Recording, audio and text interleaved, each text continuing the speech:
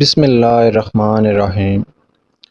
حضرت ابو ہریرہ رضی اللہ عنہ سے روایت ہے کہ رسول اللہ صلی اللہ علیہ وسلم نے فرمایا، ایمان کی 60 سے کچھ زیادہ شاخیں ہیں اور حیا بھی ایمان کی ایک شاخ ہے۔ حضرت موسیٰ اشعری رضی اللہ عنہ سے روایت ہے کہ لوگوں نے پوچھا، اے اللہ کے رسول، کون صاحب اسلام سب سے بہتر ہے؟ آپ نے فرمایا، جس کی زبان اور ہاتھ سے دوسرے مسلمان محفوظ رہیں۔ حضرت عبداللہ بن عمر رضی اللہ عنہ سے روایت ہے کہ ایک آدمی نے آپ سے پوچھا، اے اللہ کے رسول، کون سا اسلام بہتر ہے؟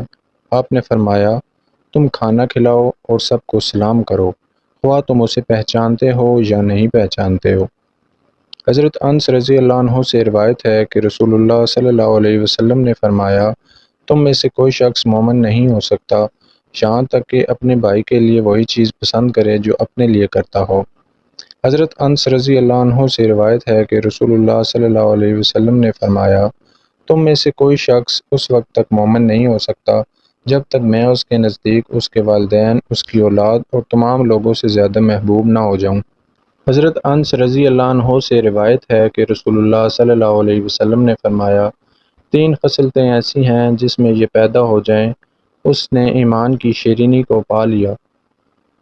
ایک یہ کہ اللہ اور اس کا رسول اس کے نزدیک باقی تمام چیزوں سے زیادہ محبوب ہوں، اور جس شخص سے بھی محبت رکھے محض اللہ کے لیے محبت رکھے، اور کفر میں لوٹ جانے کو ایسا برا خیال سمجھتا ہو جیسا کہ آگ میں پھینکے جانے کو برا سمجھتا ہے۔ حضرت ابن عباس رضی اللہ عنہ سے روایت ہے کہ رسول اللہ صلی اللہ علیہ وسلم نے فرمایا، میں نے دوزخ دیکھی تو وہاں اکثر عورتیں تھیں کیونکہ وہ کفر کرتی ہیں۔ لوگوں نے کہا، کیا وہ اللہ کے ساتھ کفر کرتی ہیں؟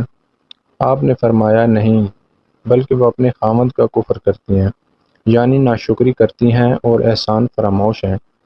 وہ یوں کہ اگر تو ساری عمر عورت سے اچھا سلوک کرے، پھر وہ معمولی سی ناگوار بات تجھ میں دیکھے تو کہنے لگتی ہے کہ مجھے تجھ سے کبھی آرام نہیں ملا۔ اللہ ہم سب کو عمل کرنے کی توفیق عطا فرمائے، آمین۔